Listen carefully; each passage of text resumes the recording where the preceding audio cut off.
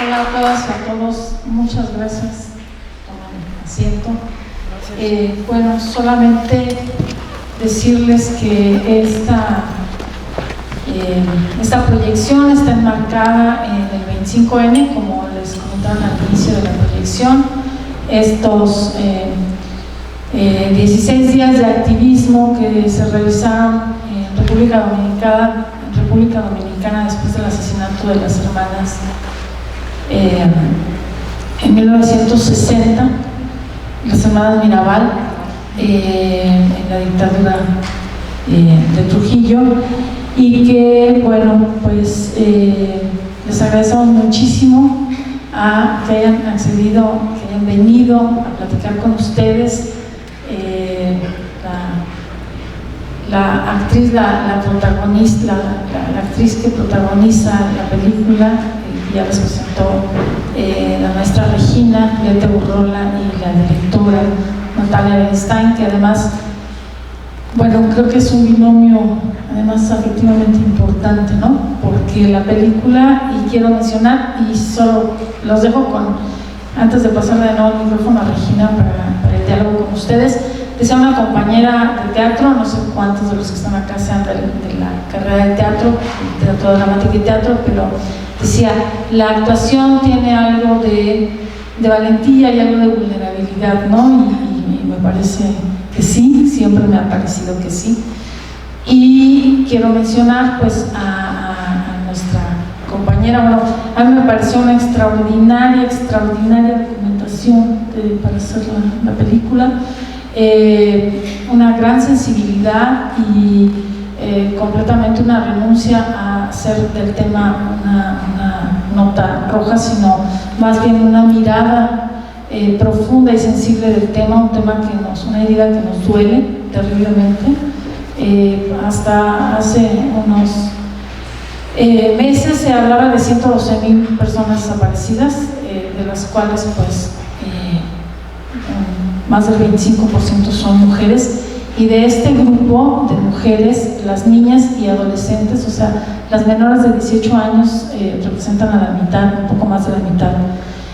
Y estos datos venían a colación por el 5º aniversario, 5 años de la desaparición de nuestra compañera Mariela Vanessa, estudiante de Letras Hispánicas, que un peregrinar terrible de su familia, de su madre, de su hermana especialmente, ante todo esto que ustedes documentaron tan magistralmente en el film. 5 meses tardaron en lograr que cambiara de persona no localizada a persona desaparecida. 5 meses. Y por el estilo, ¿no? Hasta el año pasado no tenían el MP encargado del caso, no lo tenían asignado. Y con la pandemia, porque Mariela desaparece en 2018, con la pandemia que nos toca, estos 2 años de confinamiento, todo completamente se retrasó, ¿no? Entonces, bueno, la verdad es que me quedo sin palabras. Yo ya he visto esta película como 3 veces, pero no puedo ni mover de mi asiento y bueno, pues creo yo que es un momento importante de reflexión, es una herida que nos duele a todos, y le paso el micrófono a Regina para que platiquen con nuestras invitadas de super lujo. Bueno, ¿quieres decir algo o mandamos a que nos pregunten? No, bueno. Sí. Acá hay no, buenas tardes. Sí tenía ganas de saber quiénes son estudiantes de teatro. Chido. No es por menospreciar a los otros, pero otras ¿Carreras qué? Carreras de ¿cuáles otras? Latinoamericanas. Hispánicas. Compañera María. Comunicación. Filosofía. Ajá. Pedagogía. Historia. Geografía. ¿Hay más de geografía? Ándale, hasta una. No, bueno, pues muchas gracias por no sé si ya la habían visto. ¿Quién la había visto ya? Ok. En pantallita o en cine, No, en pantallita. Se ve diferente en cine, ¿no? El cine se ve mejor en el cine, con todo que esta no sea la pantallota, pero de todos modos es una super pantalla para lo que, ¿no? Y sí cambia mucho de todos modos, ¿no? Lo que llega. Si llega en la pantallita, lo que llega en la pantalla, así frente a la nosotros, fuerza es más impactante, supongo. Nada más es darle las gracias porque están aquí. Natalia y yo saben que somos mamá, hija, mamá. Entonces siempre estamos, desde que arrancó esta película el 5 de enero de este año, en la Cineteca y en otras salas de arte, pues hemos ido así que de un lado a otro, a donde nos han invitado a hacer pláticas, ¿no? Conversatorios después de que pasan la película. Entonces, pues, ¿qué más que estar aquí en la Facultad de Filosofía y Letras? Yo estudié en el Centro Universitario de Teatro en UNAM, no en ese CUT que ustedes conocen, porque todavía no existía ese CUT cuando yo estudié, tampoco es que sea tan vieja, ¿ok? Pero soy de la generación 73-76, la primera generación con el maestro Héctor Mendoza, que supongo todos conocen, ¿verdad? Gracias. Ya sé que murió hace años, pero de todos modos queda. Y nada más es eso, de todos modos, no seré Puma de corazón porque le voy a las Chivas, pero de todos modos, próximamente veremos de qué lado truenan más ¿no? En los próximos partidos, pero de todos modos, sí me gusta mucho el fútbol. Entonces, bueno, nada más es agradecerles y de paso, no me veas con esa cara, pues es nada más, minimizar el asunto, hablar.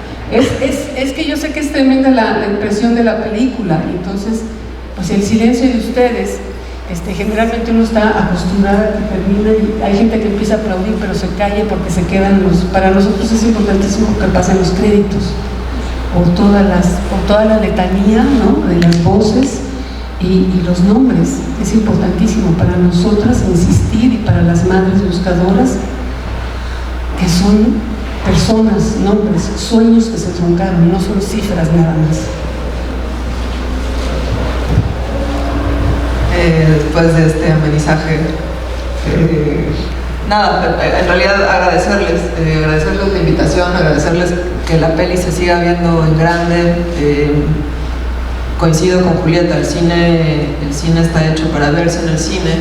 La experiencia colectiva, además de estar en un lugar pues, sintiendo un poco al unísono con tus compañeros, aunque no se conozcan, pues sí es una experiencia distinta.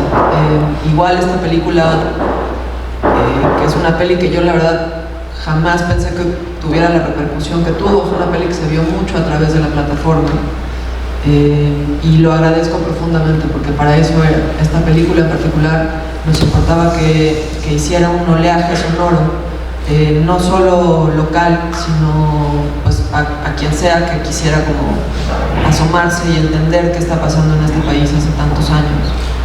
Entonces, pues de entrada eso, agradecer la oportunidad de seguirla viendo en grande, de seguir compartiendo el colectivo.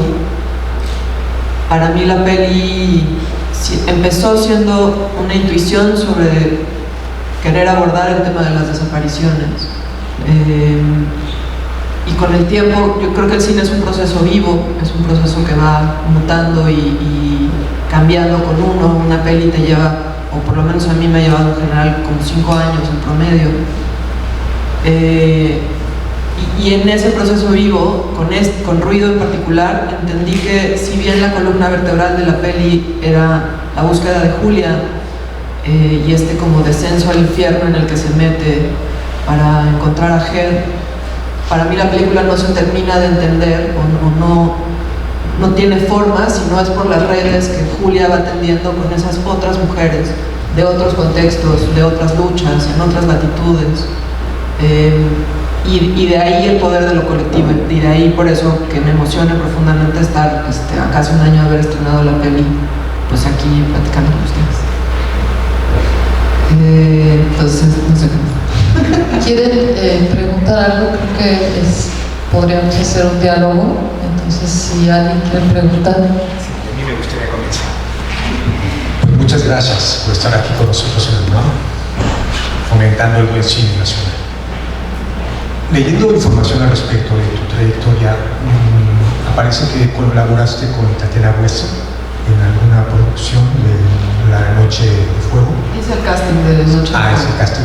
Yo te quería preguntar, ¿en qué medida tú ya tenías la iniciativa, la inquietud? ¿Y en qué medida al trabajar con Tatiana te surge o te surgió, o tú ya la traías desde tiempo atrás? ¿Cómo fue que...? No, no tiene nada que ver con Tatiana. Este proyecto yo lo traigo en la cabeza hace como 10 años más o menos, o más. De hecho, como que la semilla creativa, porque al final como que con dolerme por mi país es algo que me ha atravesado siempre, mucho por haber sido criada por quien fui criada. Pero ¿cuándo hicimos Misericordia? 2010, pertenezco a la Compañía Nacional de Teatro y en ese momento pensamos en ese momento Luis de Tavira, que supongo que también conocen a ese maestro director, dirigía la compañía, y entonces se pensó en ese momento hacer un montaje había un presupuesto que se mandó desde la Cámara de Diputados para hacer un montaje con mujeres, con actrices, y entonces se llevó este asunto de hablar de la desaparición de mujeres. No les hago el cuento muy largo, pero entonces Hugo Alfredo Hinojosa, dramaturgo de Tijuana, dirigió en ese momento Daniel Jiménez Cacho, el actor que todos ustedes conocen, que estábamos igual participando él y yo y otros actores y actrices siendo testigos y ayudando a familiares de desaparecidos. Y entonces se llegó a hacer este texto, este montaje, en donde Natalia fue asistente de dirección, y lo montamos en la Casa de la Paz. En la Casa de la Paz, entonces, de la UAM.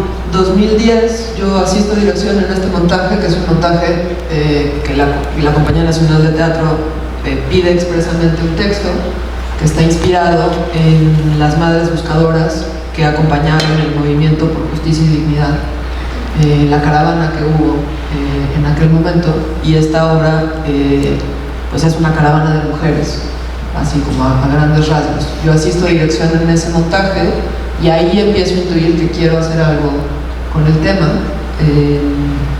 pero la verdad es que no me sentía supongo que sentía que no tenía las herramientas, que era un tema que la verdad es que un poco lo que les digo, hacer una peli más o menos me ha llevado 5 años entre que la empiezo a procesar más en serio y la estreno y estoy aquí con ustedes. Entonces, desayunar, comer y cenar con un tema así, aunque uno tenga el privilegio de abordarlo desde la ficción, pues de cualquier manera es cabrón.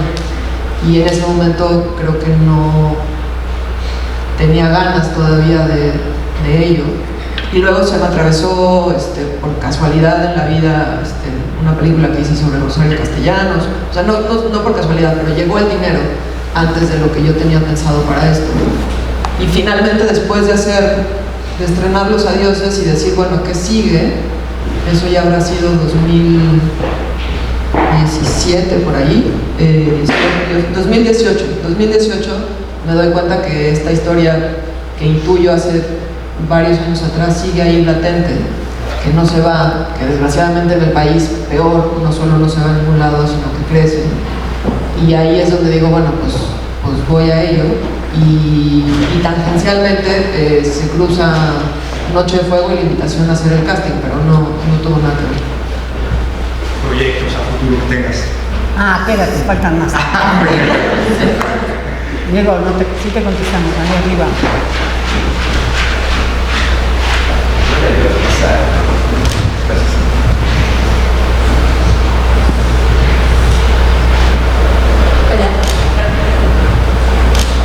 Está prendido, se oye.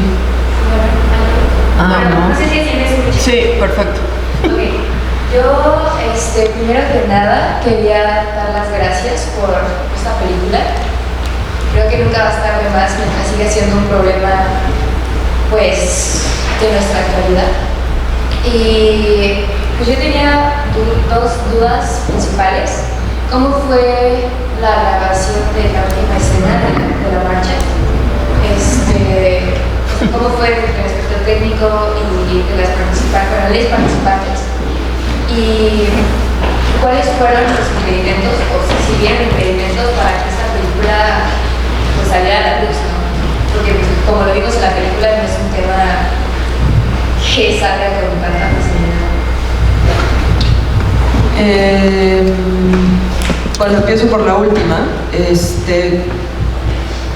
Yo pensé exactamente igual que tú cuando empecé a planear hacer una película con esta temática, o estas temáticas varias que se tocan alrededor de las desapariciones.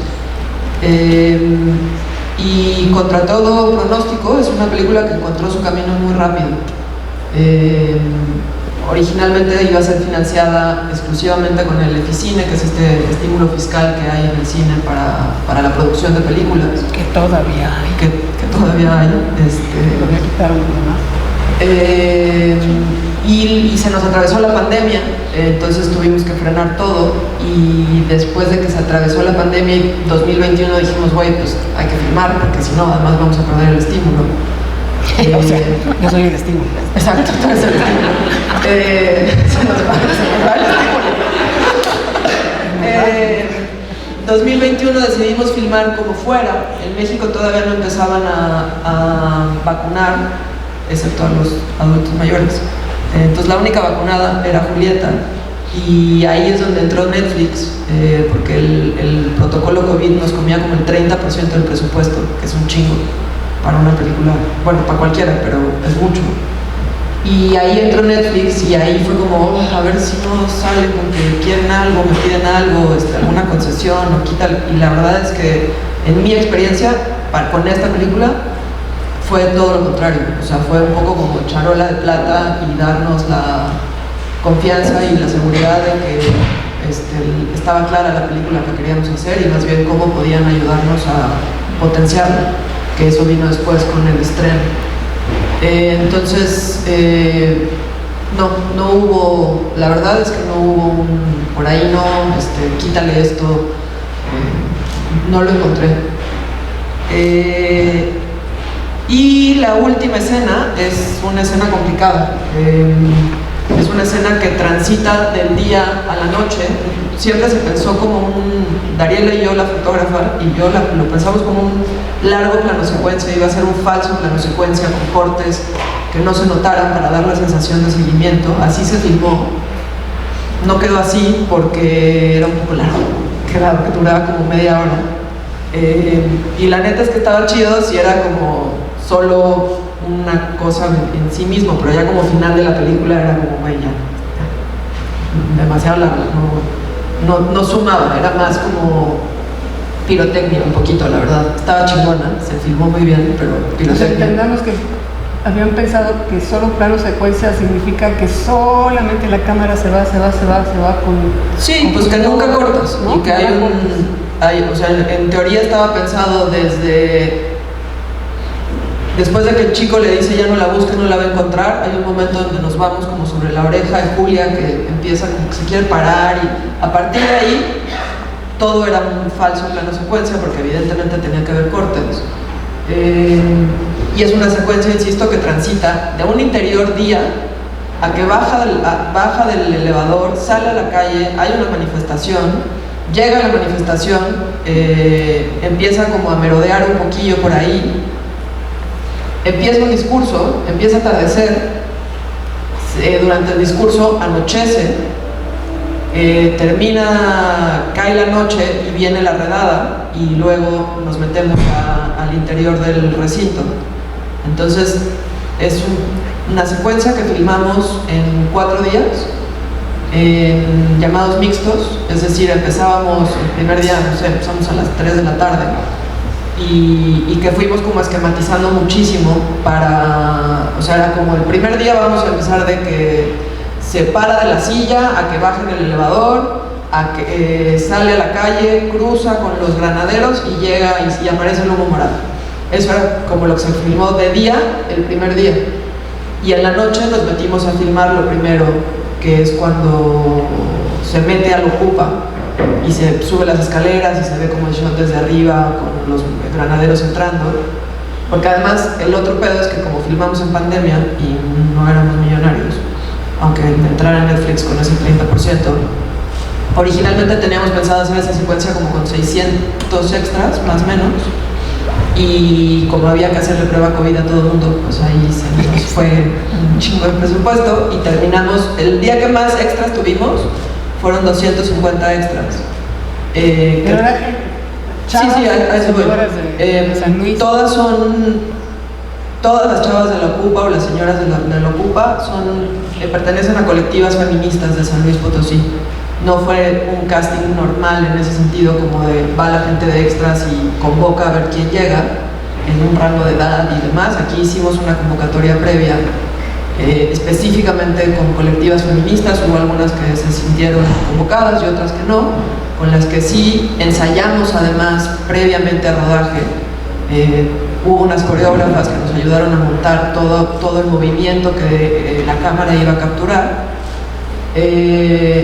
Y entonces, además fuimos cada día perdiendo gente porque pues, no teníamos dinero para sostener las 250 todo el tiempo, y eso nos obligó a armar una logística. Los policías también eran. Sí, chavos. Antes de los granaderos nos obligó a armar una logística donde por ejemplo, en ese primer shot donde vienen las chavas de la manifestación, no, en ese no, en uno que terminamos cortando, después de la manifestación, muchas de ellas, mientras la cámara seguía a Julia, ellas como que se iban por detrás de cámara y había un equipo acá de vestuario, producción, ayudándoles a quitarse todo el como pañuelos colorido y ponerse en mood bloque negro, para que cuando la cámara terminara de hacer así, pues sentías que eran más de las que eran, porque eran 250, de hecho menos, eran 225 porque teníamos 25 granaderos, que eran también chavos de San Luis, ninguno era granadero real, obvio,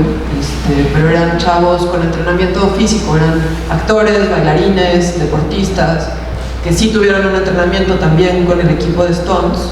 Y que no querían madrear a los chavos. Sí, que no, pues claro, ellos estaban, evidentemente pues no querían confrontarlas, pero lo que fue muy chingón, y creo que la secuencia funciona, evidentemente porque Julieta está emocionalmente donde tiene que estar, pero funciona porque las chavas estaban hiper metidas con lo que estaba pasando. Una de las cosas que más como orgullo me da cuando hablo de la peli es que mucha banda nos ha preguntado que si nos metimos en una manifestación real, que si hay momentos como robados, y todo está hecho, no hay nada de material de archivo, pues.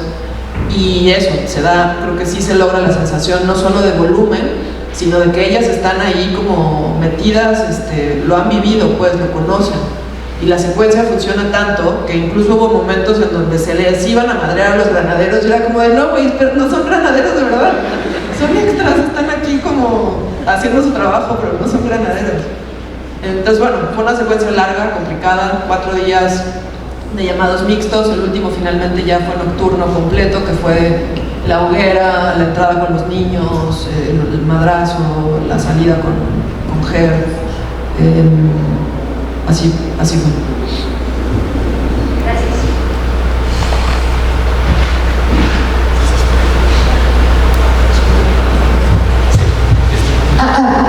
Sí.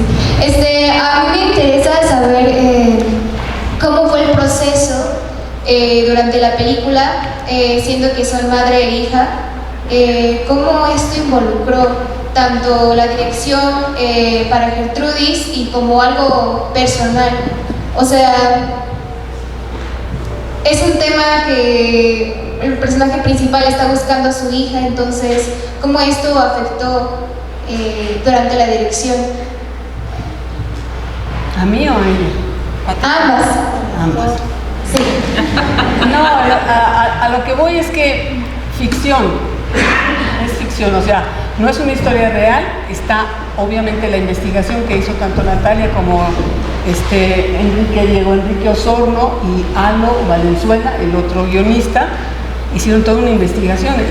Diego Enrique Osorno sabe bastante al respecto, Y entonces, pues todo el periplo, todo el viacrucis que cruza toda la familia y sobre todo la madre de Ger, Julia, pues son casos, ¿no?, que sabe uno que cientos de personas, como dicen, ¿no?, el expediente está mal hecho, hay que volver a hacer, etcétera, etcétera, y cambian al fiscal, etcétera, los del Ministerio Público les valen madres, etcétera. Entonces, a lo que voy es que esa ficción, yo tengo contacto con familiares de desaparecidos que en aquel entonces, 2009, 2010, justo un poco antes de que hiciéramos Misericordia, a través de Serapaz,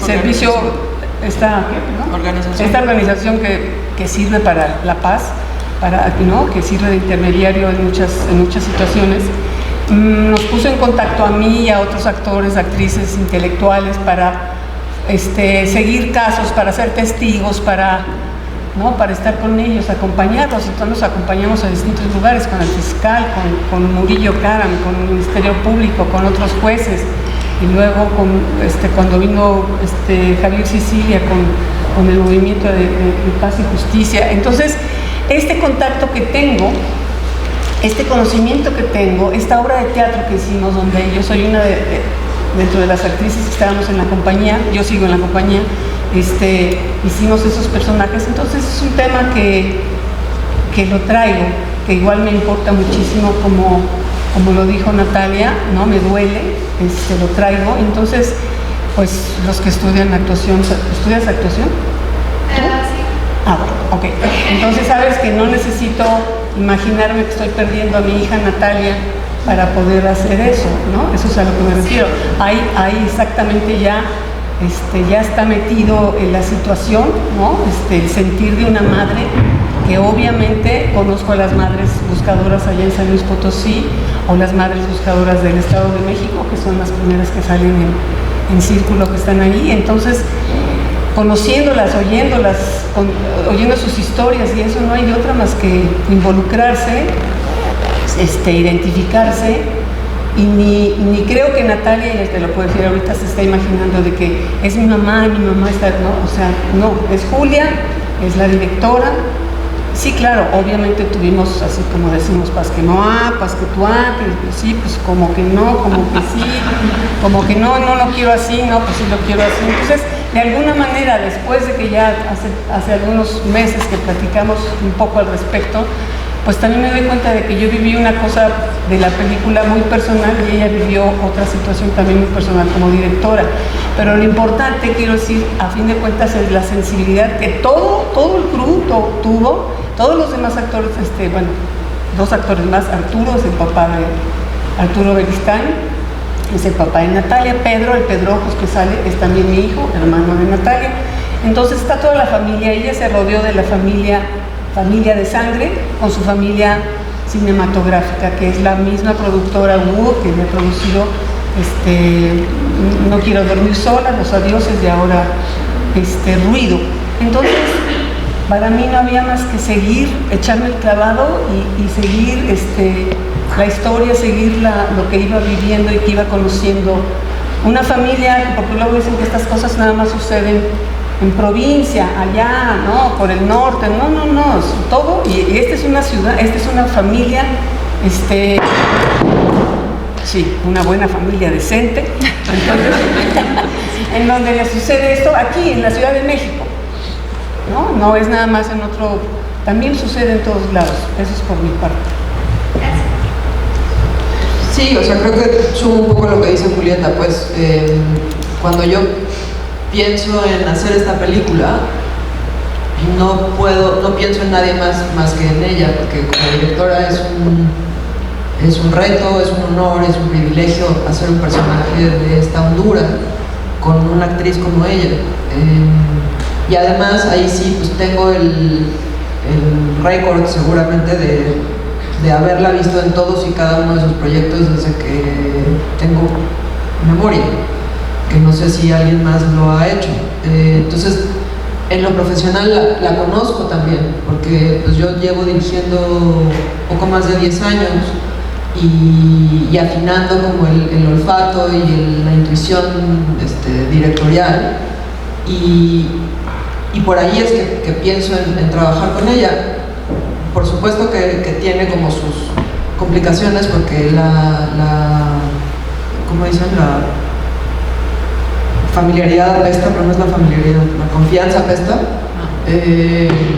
Pues pasa, hasta en las mejores familias, ¿no? Y en el set pues no era la excepción, pero lo que entiendo también después es que, a diferencia de cuando, por más que pienses en un actor o una actriz, porque te gusta su registro, porque quieres trabajar con él, con ella, porque es perfecto físicamente, por las razones que sean por las que lo escogiste o la escogiste, tienes siempre que encontrar como un anclaje en donde tu punto de vista del mundo confluya o espeje con ese que está poniendo la cara y la emoción en la pantalla. Y eso no siempre es fácil y no siempre se da. Y en este caso creo que eso es lo que atraviesa la película de fondo, ¿no? Que el punto de vista del mundo ya lo compartíamos. Julieta, Arturo, Pedro, yo, y también como dice mi jefa, pues la gente con la que yo he ido creciendo cinematográficamente: Dariela, la fotógrafa, Miguel, el editor, Rafa Ley, el productor, Pablo Chamor, el músico. Me necesitaba sentir cobijada en un proyecto así, la verdad, y pasó, entró por ahí, más que por eso, pues no, yo pienso en Julieta, cuando estamos en el set es Julieta, no es mi mamá. Sí, gracias. Hola, buenas tardes. Primero que todo, quiero compartirte que me dio tanto dolor y rabia ver esto, y pues también te agradezco porque creo que hay mucha gente indiferente y es necesario compartir esto como sociedad.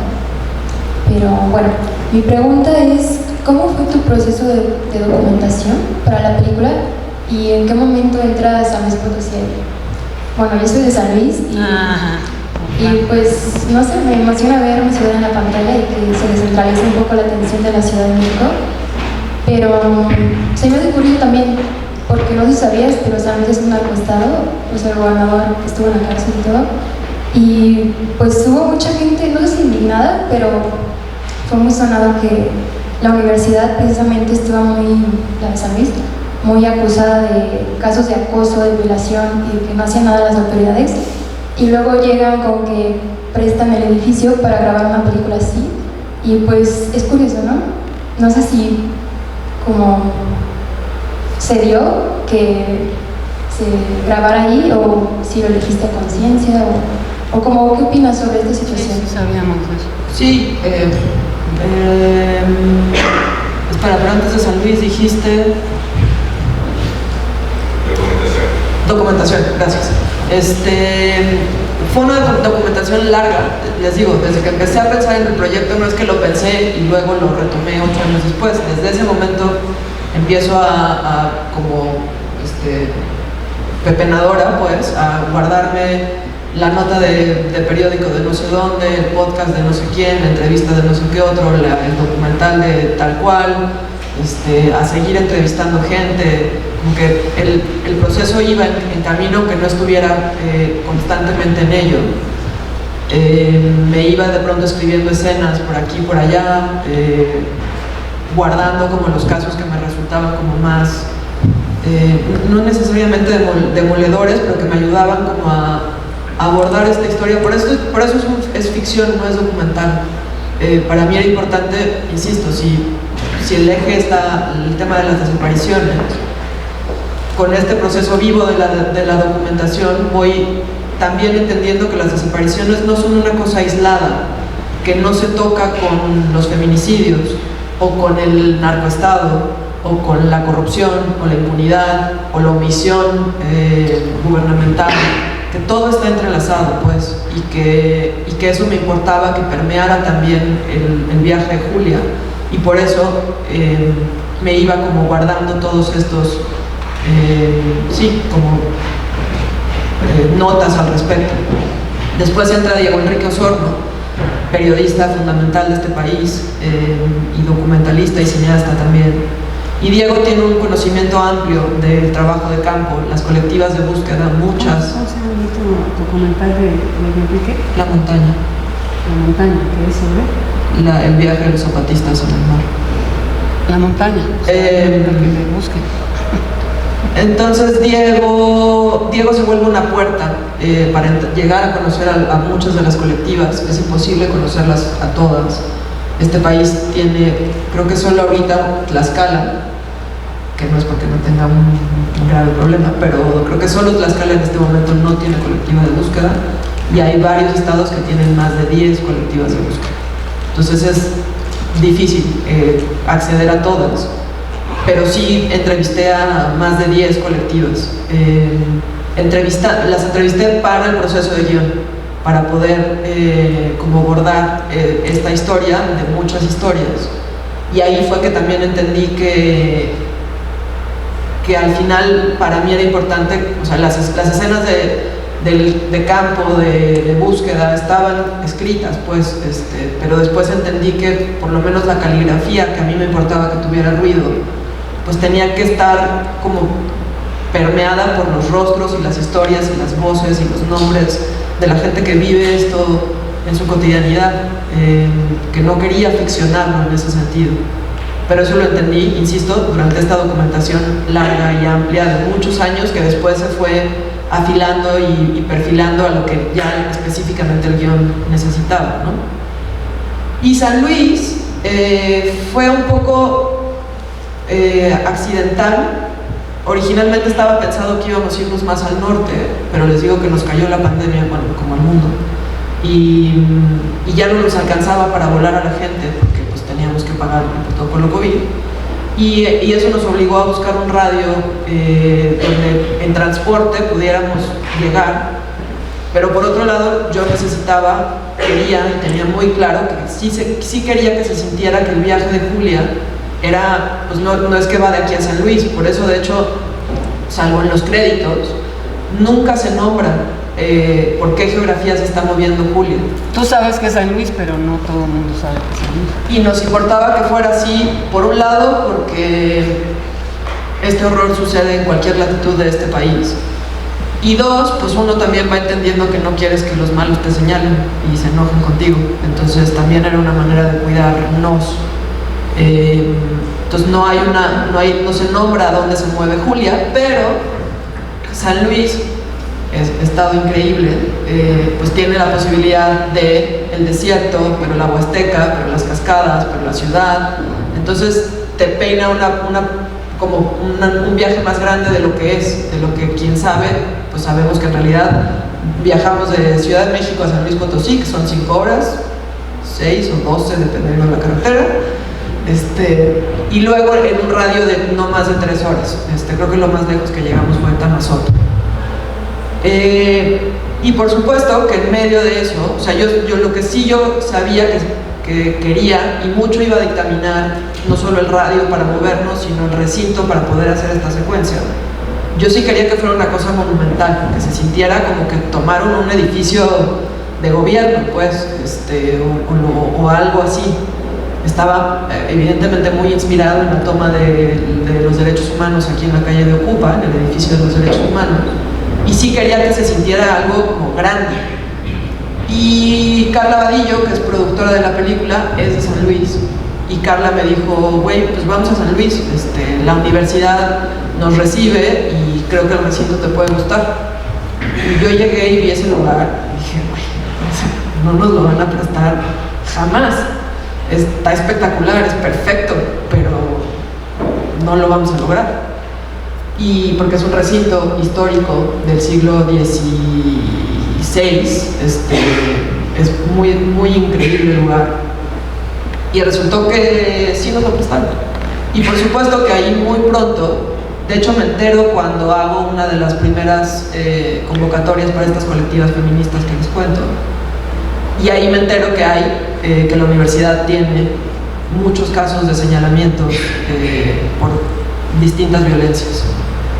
También tengo que decir que en dónde podría encontrar un recinto que no tuviera un señalamiento de esa naturaleza en este país. lo intentamos, pero la verdad es que donde rasques, pues existe. Y me lo pregunté mucho, y terminé decidiendo que no solo en lo práctico nos resolvía muchas cosas y que era, o sea, yo ya había buscado, no sé, en Hidalgo, en Morelos, en Puebla, en Querétaro, no encontrábamos un lugar así, y además tenía el hotel enfrente, está el Hotel Panorama, Carla, como es de San Luis, pues consiguió un montón de incentivos, teníamos esta cosa del paisaje que cambiaba en San Luis, tenía muchas virtudes, y además tenía un buen mezcal, y además una de las colectivas de búsqueda con las que más entré en contacto es Voz y Dignidad, entonces de pronto San Luis era perfecto. Y decido pues apostar a que ayudar a generar un imaginario colectivo en el estado y en la ciudad de San Luis sobre todo, en donde este recinto, que por supuesto, como insisto, muchos de este país ha sido señalado, pues que de pronto también, o sea, ¿sabes? Como también creo que por eso esa secuencia es tan catártica, porque las chavas tomaron el lugar. Y ahora veo las fotos, ahora del 25N no vi, pero del 8 de marzo, y de lo que había hace 3 años a lo que es la manifestación hoy, ha crecido en un nivel que se me pone la piel chinita, ¿sabes? Que puede ser una manera de la universidad de lavarse las manos, puede ser, pero también creo que entonces cruzarnos de brazos y decir, no, pues con ellos no, entonces ¿con quién sí? ¿Cómo le damos la vuelta al imaginario y cómo nos apropiamos de él? Y cómo decimos, sí, dejaste que hicieran la película, pues toma, ahora el siguiente 8M, ahí te va, y así ha ido creciendo. Y en ese sentido, pues creo que estuvo chingón, la verdad. Acá adelante también hay gente, Sí. No, ya sé, Dios, sí. Bueno, primero que nada quería agradecerles por poder venir a los invitados a estar con nosotros. Y bueno, yo tengo 2 preguntas. La primera es cómo llegaste a Voz y Dignidad. O sea, cómo fue como el acercamiento, y también si nos pudieras contar como un poco de este proceso, porque pues me imagino que viste muchas cosas. Y la segunda es ¿por qué los bordados? Con Voz y Dignidad llego por Diego Enrique Osorno, el otro guionista y periodista. Diego Enrique ya las conocía, y yo me empiezo a entrevistar con Lupita y Edith, que son las fundadoras y son las que más hablan a cámara. Me empiezo a entrevistar con ellas para el guión. No, cuando me empiezo a entrevistar con ellas, a tener zooms con ellas, no era con miras a que actuaran en la película, sino como para escuchar sus historias y entender cómo, insisto, bordarlas dentro de la película. Pero de pronto, de hecho fue de estas casualidades místicas mágicas del cine, el personaje de Edith estaba escrito como Edith, y eso es como tangencial, pero el marido de Edith se llama Arturo en la vida real. Y de pronto Edith me empieza a contar todas estas cosas, y ahí como que yo entendí y dije, güey, pues es que claro, si yo me estoy sintiendo convocada a hacer esta película es por ellas. ¿Por qué voy a castear a una actriz, por más que lo pueda hacer muy cabrón, para contar esto que ellas me están contando a mí? Y tuvieron la generosidad gigante de querer estar en pantalla, porque tampoco es sencillo. Aunque Lupita y Edith acaba de cumplir 11 años de la desaparición de sus familiares. Lupita, ella sí sabe que su hermano está muerto, que fue asesinado, y aún así continúa ayudándoles a otras y a otros a buscar a los suyos. Entonces tienen un proceso como muy grande, tienen mucho tiempo trabajando en esto, se han vuelto defensoras de derechos humanos a la fuerza, pero lo han tomado en sus manos, y también tienen una posibilidad como de nombrarlo y seguirlo contando, y a diferencia de lo que me pasó, por ejemplo, con una de las personas de la colectiva del grupo de bordado, a quien le grabamos su testimonio, pues ella, no sé, creo que no pasaron ni 30 segundos y ya estaba rota, en dolor, y pues yo ni la voy a frenar, ni le voy a pedir una toma 2, ¿sabes? Como que no puedo, no me interesa meterme en eso.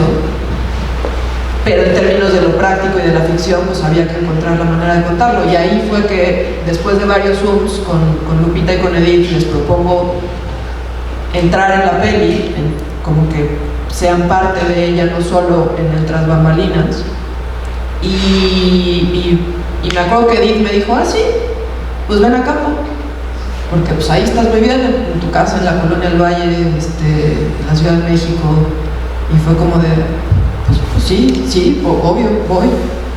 Y me fui a campo con ellas.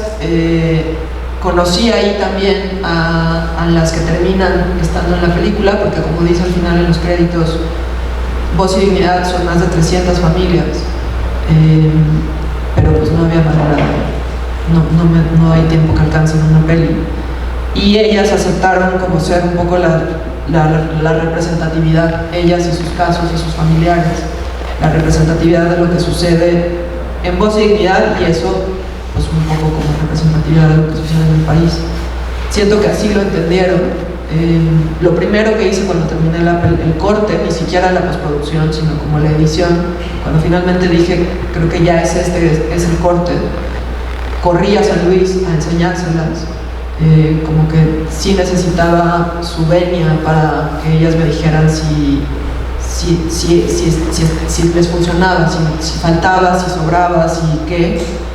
Y de hecho la idea de los créditos con las fotos de sus familiares viene a partir de esa función que tuve con ellas. Y pues por ahí fue.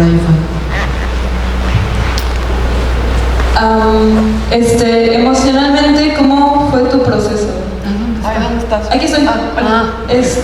¿Necesitaste descanso? ¿Cómo fue llevar todo este proceso y cómo es trabajar con este tipo de temas durante un largo tiempo? Me interesa mucho, gracias. Pues ha sido más intuitivo que otra cosa, la verdad. Mucho me asesoré con periodistas, con mujeres periodistas a las que admiro profundamente, Daniela Herrea, Lidia Carrión, Marcela Turati, y ellas sí tienen un trabajo como de autocuidado bastante más claro, no del todo tampoco, también siento que es como un tema que no tiene demasiado tiempo sobre la mesa. Y entonces de ellas tomé varias como formulillas, pues, pero creo que también había un lado en el que, pues eso, yo platico con Lupita y con Edith y con Diana y con las buscadoras, y al final es como, güey, pues yo estoy decidiendo contar esto. Es mi interés, es mi necesidad. Nadie me obligó a meterme en esto, y las escucho, y además las escucho reír y alburearse y tirarse carrilla, y entiendo como lo vital que hay en su búsqueda, y como si ellas se levantan todos los días y siguen adelante, y además son un estandarte y un sostén del tejido social de este país, pues yo me puedo parar y seguir filmando. Se vuelve realmente un faro. Igual fue muy cabrón, igual bajé de peso un chingo en el rodaje, se me cerró el estómago, cosa que mi mamá les podrá decir, no me pasa nunca. Soy delgada, pero como cabrón, y en el rodaje de ruido se me cerró la panza, bajé de peso, había días, sobre todo en la pre, más que en la pre, cuando hicimos todas estas reuniones con las colectivas, que además fue en pandemia, entonces las hacíamos por Zoom, y yo tontamente de pronto me agendaba 3 citas, una detrás de otra. Pues claro, me metí a llorar 2 días, porque escuchas, o sea, es como incomprensible, ¿no? Y aún así, entender que las buscadoras sí son este faro, siempre como que jala la carreta, pues. Gracias. ¿Escuché? Sí. Gracias. Sí, mi pregunta es ¿cómo ustedes pudieron contrastar como la realidad de una mujer de la ciudad con una mujer de un estado, ¿no? Como en este caso de San Luis Potosí, y cómo esto les cambió como la perspectiva acerca de lo que es ser una mujer, ¿no? O sea, relacionarse en una sociedad muy diferente? A ver, otra vez. Sí, como ustedes siendo mujeres de la ciudad, viviendo en la ciudad, ¿de qué manera pudieron contrastarlo con la documentación que hicieron en el estado de San Luis Potosí? Así como las diferencias que encontraron. Bueno, yo te puedo decir como actriz, o sea, como actriz no pienso que soy, o sea, sí tengo un cantado diferente de los que son de San Luis Potosí, como los de Veracruz, como los de Tabasco, como los de Chiapas, como los del norte, ¿no? Hay una manera distinta de ser, pertenezco a un sector económico, ¿no? Soy actriz, etcétera, etcétera, que sí me hace diferente a las señoras de las que dices en San Luis, pero pues ellas son mamás y yo también soy mamá. No siento que haya, al conocerlas, al oír sus historias, al oír, sobre todo lo que hace uno como actor, y espero me entenderán la mayoría que quieren ser actores, porque veo como que siento que la mayoría quieren ser directores, ¿no? Me dio esa impresión. Entonces, lo que hay es capacidad de observar. Lo que hay que hacer es observar. Un actor, para mí, bueno, también un director, pero bueno, habiendo en mi gremio, lo importante es observar, oír, observar toda la expresión corporal, los ojos, el movimiento de las manos, qué está pasando, cómo, ¿no? ¿Qué les está pasando?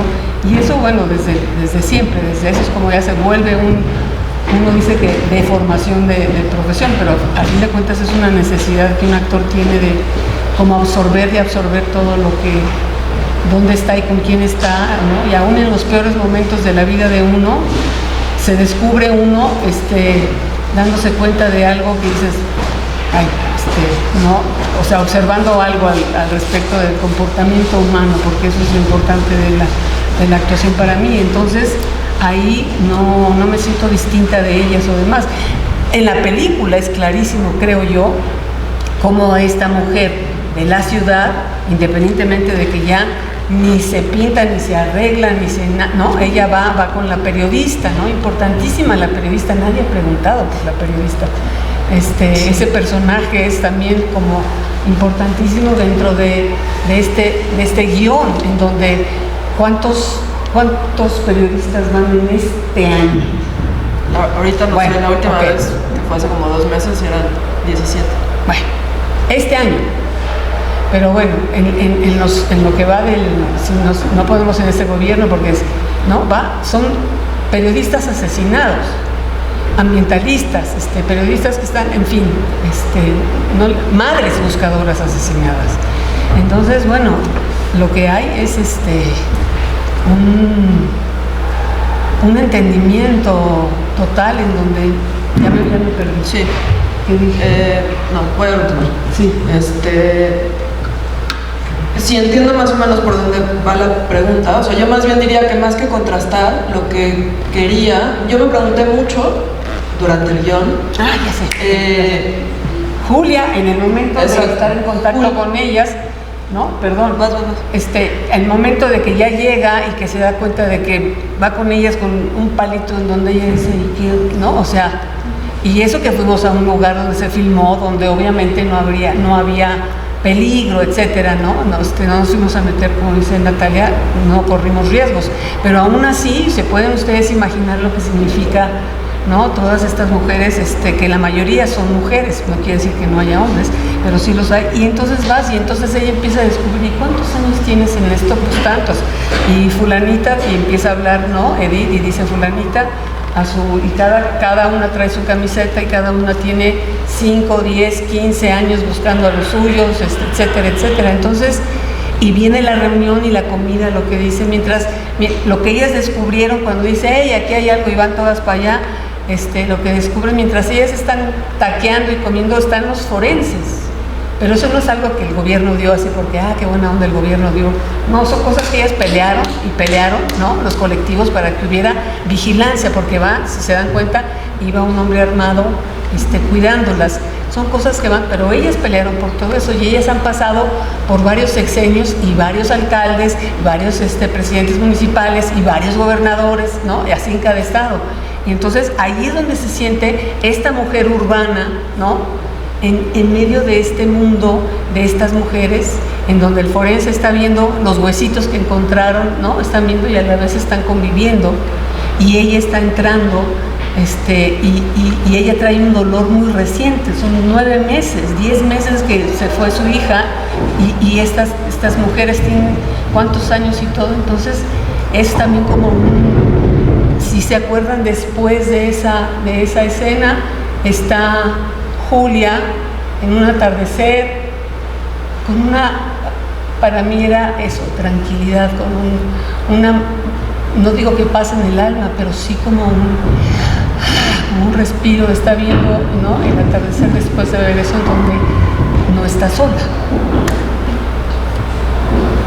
Sí, es eso, como más que contrastar lo que la intención final de decir, ok, Julia yo sabía que quería que lo hiciera Julieta, que tiene la facha que tiene y que eso como que la ubica, y no, lo digo en serio, pues al final el casting de una peli siempre un miscast, que eso puede pasar sobre todo por cómo se ve el actor o actriz, te puede tirar una película muy cabrón. En el caso de Julieta, sí, por supuesto, Julieta es actriz y ha hecho personajes que no necesariamente, la gran mayoría de sus personajes no pertenecen al contexto al que ella habita, pero en el caso de Ruido, para mí era importante preguntarme, ok, entonces Julia, ¿qué hace? ¿Quién era Julia antes de la desaparición de Ger? Porque además ahí también hay una línea narrativa que me importaba tocar, aunque fuera con una pincelada, sobre la vida que se trunca no nada más de la persona que desaparece, sino de todo su familia inmediata, pues, de sangre o no. Entonces entiendo que aunque me dé pudor, pues Julia es mis ojos, pertenece a la clase media de la Ciudad de México, del mundo del arte más o menos,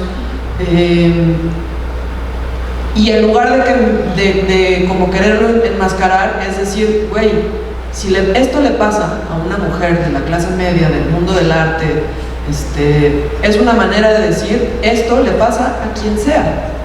Y si ella, que tiene el privilegio económico de verse, ¿no?, una mujer blanca en un MP, con la presencia y la altura que tiene Julia, pues no es lo mismo que si llega alguien que viene de otro contexto. Y si eso le pasa a Julia, ¿qué pasa con las personas que vienen de otro contexto? Entonces, en ese sentido era más que contrastar, intentar igualar, porque al final lo que las atraviesa a todas es el dolor y es la búsqueda. Entonces viene por ahí. Yo creo que damos por tener que ir. Dos preguntas. Es que iba ella. Sí, pero también tenía la mano. Luego ya no voy a decidir quién más. Pues en un ratito, tengo otra pregunta. Sí. Hola, buenas tardes a todos. Bueno, yo quiero hacer una pregunta, no sé si esto sea trampa, pero a mí me gustaría hacer un pequeño comentario un poco sobre el impacto de la película, como digamos socialmente, porque bueno, yo un poco hablando desde la experiencia, yo quería comentar que esta es la tercera vez que veo esta película. La primera vez la vi sola y sí, justo le pausé un par de veces porque justo la escena de la periodista y el final cuando confronta a uno de los responsables de la desaparición de su hija se me hicieron demasiado fuertes.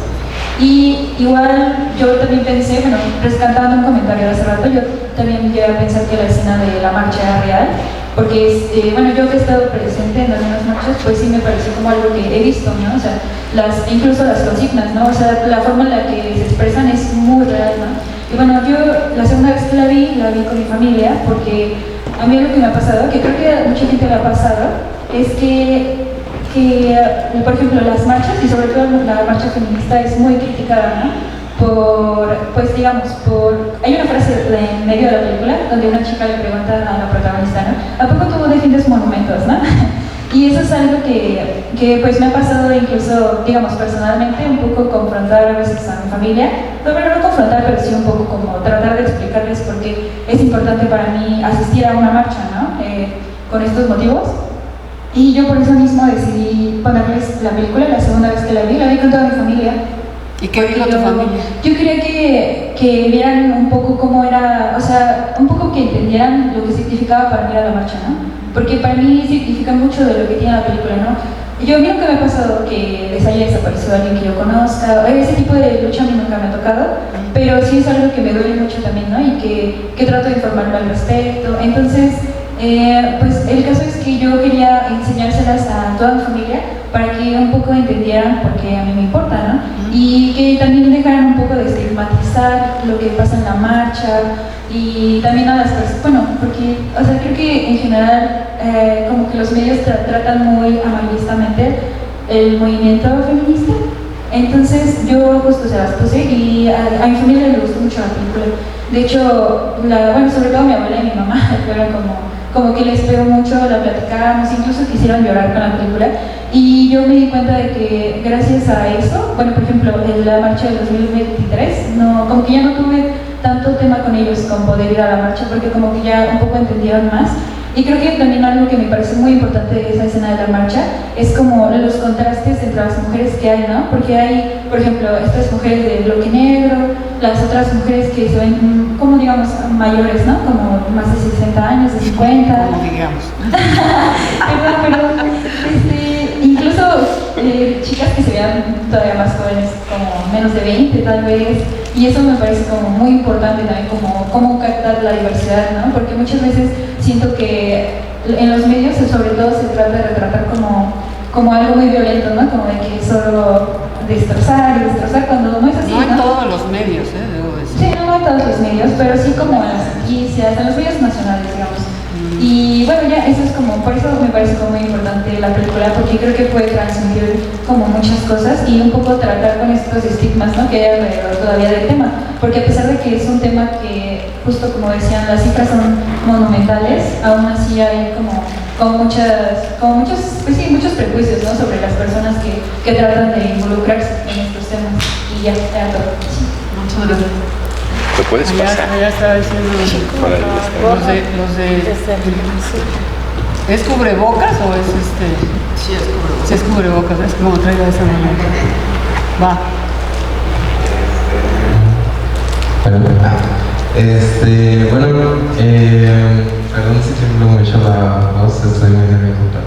Pero quería agradecerles porque un trabajo como Ruido creo que tiene un valor muy grande a día de hoy en cuanto a la sensibilización y concientización de este tema tan importante. Creo que es muy, no sé, quiero darle las gracias y la entrada de venir aquí a la facultad es muy especial, porque al menos desde lo personal es la primera vez que veo la película y creo que es muy especial ver esta película por primera vez con su presencia, que agradezco muchísimo, y también por parte de toda la facultad. Pero bueno, mi pregunta es que al menos yo como estudiante del Colegio de Literatura Dramática y Teatro, creo que el trabajo de esta película, tanto en el campo de la dirección como en la actuación, es muy efectivo. De verdad creo que logra justo sensibilizarme. Me provocó muchas emociones en los tiempos de calma, en los tiempos de completo caos. Creo que es un trabajo que converge mucho en la afectividad. Y pues mi pregunta es, tanto para una directora como una actriz, ¿cuál creen ustedes que es como la base para una formación que justo sea efectiva, en el que yo diga, en mi trabajo como actor, mi trabajo como director, pueda converger en un proyecto así de efectivo que se pueda complementar? ¡Wow! Tienes 30 segundos No sé, supongo que cuando hay un lado en el que creo que es importantísimo encontrar un punto de conexión con la historia que estás narrando. Porque quiero decir, aquí evidentemente hay algo que atraviesa una narrativa nacional con un contexto político, social, que está narrando la película, y a mí eso me convoca y me importa y me duele. Eso lo uno con lo que hablaba hace rato sobre cómo lograr unir los puntos de vista de la gente que está trabajando en un proyecto. Pero creo que por donde sea, independientemente del departamento en el que estés trabajando, te tiene que importar la película o la historia en algún lado. Y no necesariamente tiene que tener a estar atravesado por lo que es ruido, porque si no, ¿cómo cuentas, no sé, la historia de Jack el Destripador? Pues no necesitas que el actor sea un destripador, por favor. Pero él necesita conectar con Jack el Destripador en algún punto, y yo como directora también necesito entender desde dónde voy a entrarle a una temática así. Entonces con este ejemplo muy tonto, pues lo que quiero decir es que tiene que haber un lugar en el que a ti te importe lo que estás contando, y que eso que te importa sea capaz de potenciarse con el punto de vista y lo que puedan sumar actores y actrices, por supuesto, pero el resto del equipo. Jean-Claude Carrer dice que dirigir es mucho como...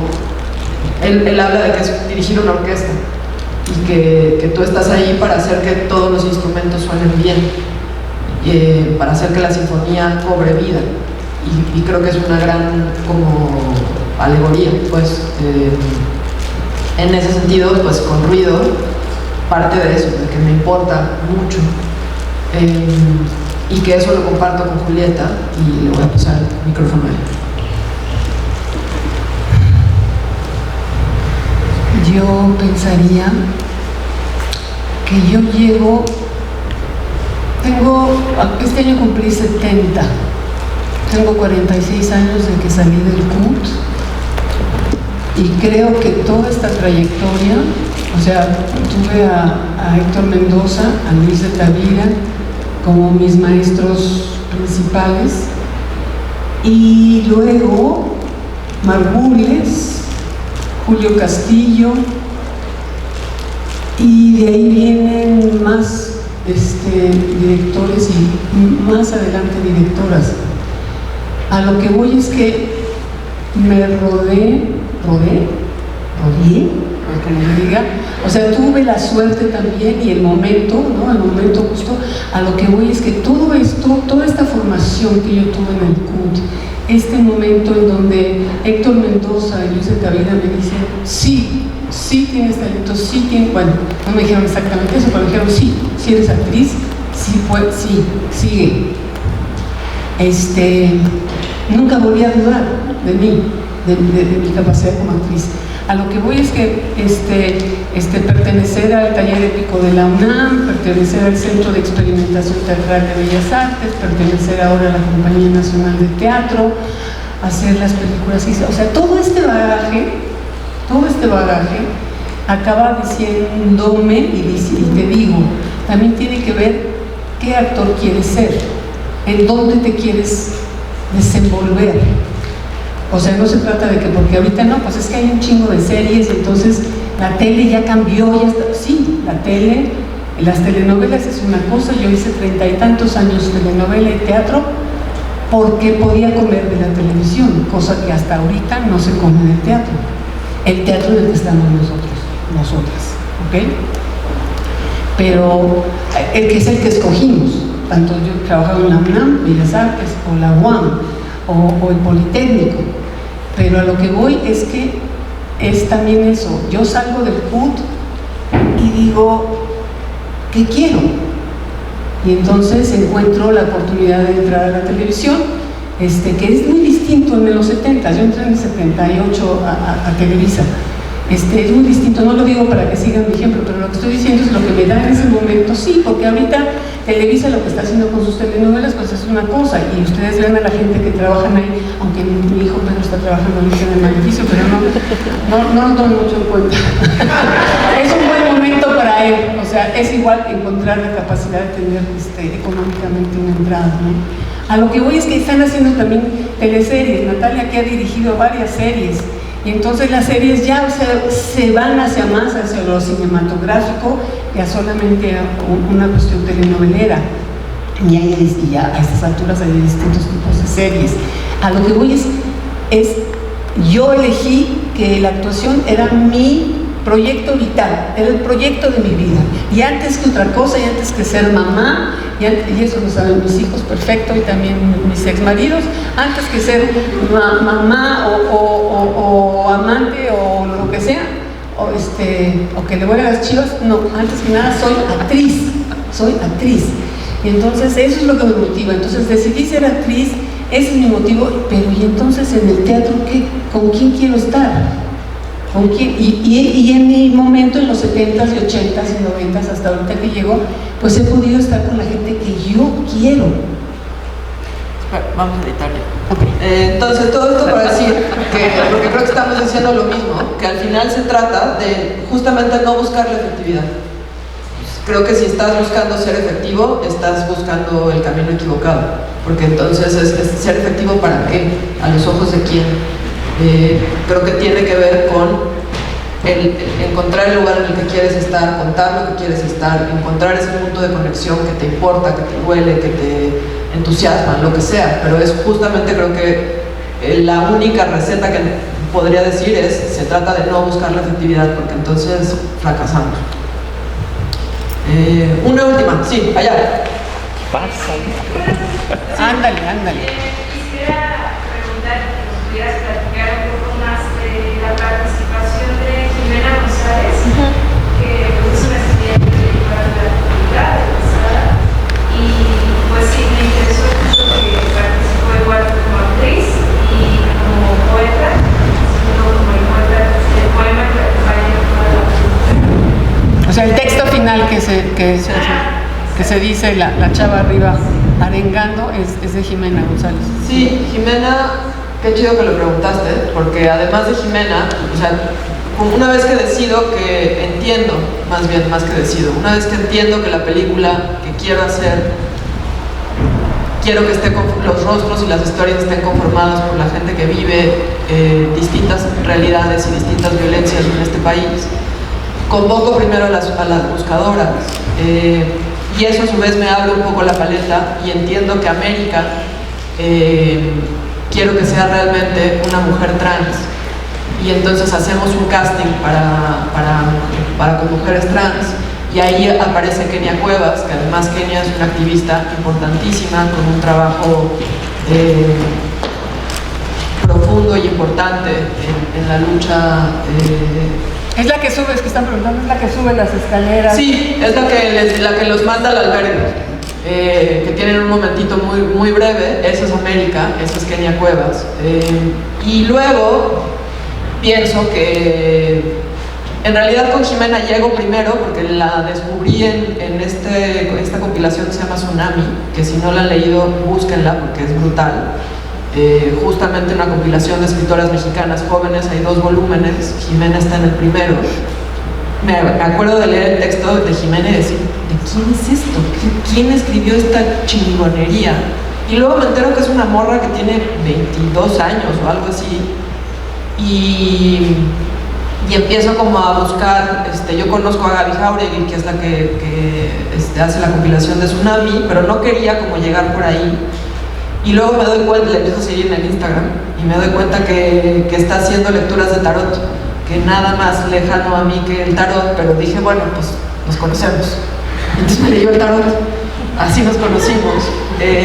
Y meses después, porque ya había hecho esa aproximación, le escribí y le dije, oye, pues estoy haciendo esta peli, me encantaría que hicieras el texto, quiero hacer un momento brechtiano en ese sentido, y que haya un discurso que sí va a hablar de lo que ya vimos en la película, pero me importa reforzarlo y remarcarlo, y que sea un poco, para mí, ese final es como una joyita, pues. Hay 2 joyitas, la manifestación y la ocupa, y el momento con las buscadoras donde bailan.